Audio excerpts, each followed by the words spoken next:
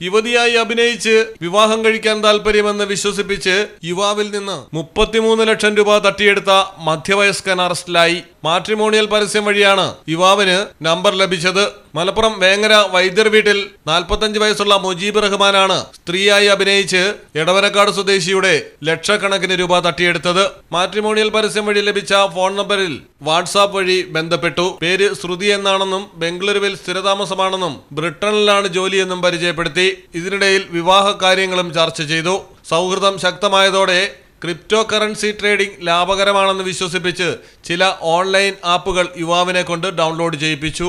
ആദ്യം ഇതുവഴി യുവാവിന്റെ അക്കൗണ്ടിൽ നിന്നുള്ള 7,44,000 രൂപ മുടക്കി ക്രിപ്റ്റോ കറൻസി വാങ്ങിച്ച് മറ്റൊരു ആപ്പിൽ നിക്ഷേപിച്ചു.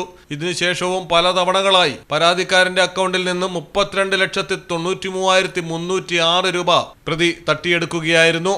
Malayalam television, Kochi. Silvan tiles gallery, Valanchery, Puthanathani, Aluva, Palakkad, Edavanna and Pattambi.